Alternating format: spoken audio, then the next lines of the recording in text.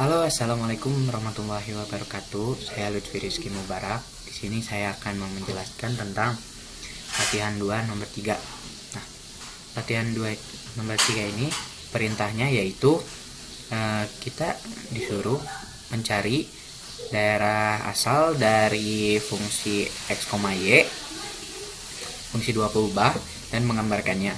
Kita langsung masuk ke soal. Soalnya itu 4 f x, y akar 16 min x kuadrat min y kuadrat per ln x plus y. Nah, ini tuh fungsi rasional disatukan dengan fungsi akar. Nah, di atasnya itu fungsi akar ini ada satu. Untuk mencari domainnya itu kita harus yang di bawah akarnya ini harus lebih dari sama dengan 0. Nah,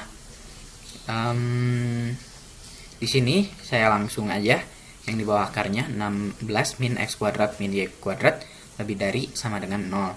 Nah, ini bisa kita 16-nya pindah ruas ke sana jadi negatif. Nanti ini semua itu dibagi sama negatif 1 dan tandanya berubah menjadi gini. Nanti itu domainnya itu berbentuk lingkaran karena ini tuh merupakan persamaan umum lingkaran dengan jari-jari 4. Dari mana tahu jari-jari 4? Ini tuh tinggal konstanta yang ada di sini diakarin. Jadi jari-jarinya 4 karena jari-jari itu sifatnya panjang. Jadi yang negatifnya kita tidak ambil. Jari-jari itu sama dengan 4. Nah, y-nya itu x-nya itu terdefinisi ketika min 4 kurang dari x kurang dari 4. Ini tuh kita memasukkan y sama dengan 0. Dari sini plus minus 4. Si x-nya itu daerahnya itu di min 4 x sama min 4 kurang dari x kurang dari 4. Jadi x-nya itu di antara min 4 sama 4. Untuk mencari definisi dari y, x-nya itu harus dijadikan sama dengan 0. Jadi y kuadrat kurang dari 16, y plus minus 4, y berada di antara min 4 sama 4. Nah, itu untuk domain dari yang di bawah fungsi akar. Nah, ini di sini yang di bawah akar gitu harus kan lebih dari sama dengan 0. Nah, untuk yang kedua, karena ini merupakan fungsi dua peubah yang rasional, maka agar terdefinisi si pernya itu tidak boleh sama dengan 0 atau penyebutnya ini tuh. Penyebutnya itu tidak boleh sama dengan 0. Jadi ln x plus y tidak boleh sama dengan 0. Bagaimana cara menghilangkan fungsi ln? Kita gunakan fungsi eksponen. Eksponen ln x plus y di kedua ruas eksponen 0. Nah, ini eksponen dikali ln ini saling menghilangkan, jadi tinggal x plus y tidak boleh sama dengan e pangkat 0. Nah, ini xp0 itu sama dengan e pangkat 0. E pangkat 0 itu 1, maka x plus y tidak boleh sama dengan 1. Nah, ini untuk gambar dari fungsinya tersebut. Gambarnya itu kan berupa lingkaran dengan jari-jari 4. Di sini kita bisa lihat x-nya terdefinisi dari min 4 sampai 4, terus dari y-nya dari negatif 4 sampai 4. Nah, ini tuh tetapi ada pengecualian untuk x plus y kurang dari 1. Contohnya di titik 0,1 sama 1,0. Nah, di sini contohnya ini di garis ini tuh si fungsi ini tidak terdefinisi karena menyebabkan nantinya itu penyebutnya 0. Nanti yang di atas sebuah nilai dibagi 0 itu tidak terdefinisi jika di dalam fungsi. Kalau di dalam limit itu nilainya tak hingga. Nah, maka df-nya itu x, y anggota ruang 2 atau bidang kartesius. X-nya itu terdefinisi dari min 4 sampai 4 dan y-nya itu terdefinisi dari min 4 sampai 4 kecuali x plus y tidak boleh sama dengan 1. Nah, itu untuk latihan 2 nomor 4. Baik, kita masuk ke latihan 11. Latihan 11 perlihatkan bahwa permukaan x kuadrat plus 4y plus z kuadrat sama dengan 0 dan x kuadrat plus y kuadrat plus z kuadrat dikurang 6z plus 7 sama dengan 0 saling menyinggung di titik 0, min 1, 2. Itu perlihatkan bidang singgungnya sama.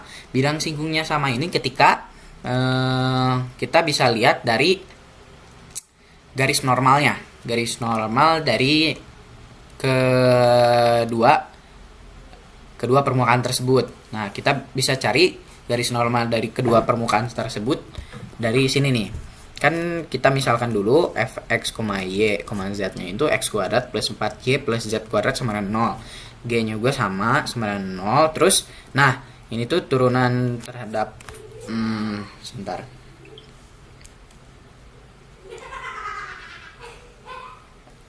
Ini tuh nabla f, x, y, z, yaitu turunan parsial vektor untuk fungsi f, yaitu atau vektor singgung lah istilahnya.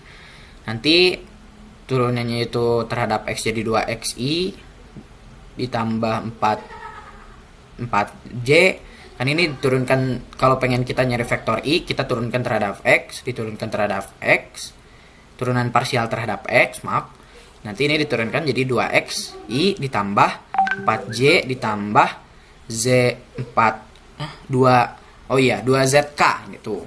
Jadi nanti vektornya itu 2x 4,4, 2z. Jadi ini tuh siku ini apa sih namanya? Kurung siku ini menandakan bahwa ini tuh vektor gitu. Ini duanya bisa dikeluarkan jadi x, 2, z. Nah, untuk ketika kita masukkan fungsinya, ketika kita masukkan titik, kan ini yang ditanya di titik 0,-1,2 apakah bidang singgungnya sama? Kita lihat dari garis normalnya. Garis normal itu kita lihat dari vektor singgungnya. Nah, f kita masukin 0,-1,2. Nah, ketika kita masukkan 0,4, ketika kita masukkan ke sini, ini tuh dapat 0,4,4. Nah, ini tuh dapat kita 4. 4-nya bisa dikeluarin jadi 4 vektor 0,1,1 gitu. Terus kita lihat vektornya, vektor singgung dari f-nya itu ini. Kita lihat vektor singgung dari g ya. Ketika kita masukkan sama, ketika kita masukkan 0,-1,2 ini hasilnya 0 sama seperti fungsi ini. Terus ketika berarti titiknya itu sama ketika di 0,-1,2 ini titiknya sama 0. Terus nilainya 0 maksudnya, bukan titiknya, nilainya 0. Nilai z-nya. Nah, terus sekarang kita masukin nabla g atau vektor singgung dari g, dapat 2xi ditambah 2yj. Kan kita lihat dari sini nih. Ini kan 2xi diturunkan terhadap x, karena ini tidak ada unsur x, maka ini dianggap konstanta. Jadi diturunkan terhadap parsial terhadap x jadi 2xi tambah 2yj ditambah 2z min 6k. Kan ini kan di sini z kuadrat min 6z. Nah, ini ketika kita turunkan parsial terhadap z, ini jadi 2z min 6k.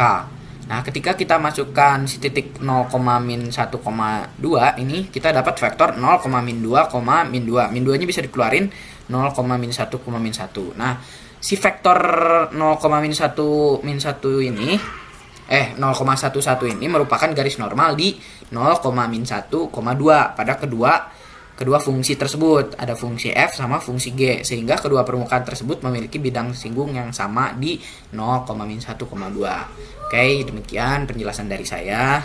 Mohon maaf bila banyak kekurangan. Wassalamualaikum warahmatullahi wabarakatuh.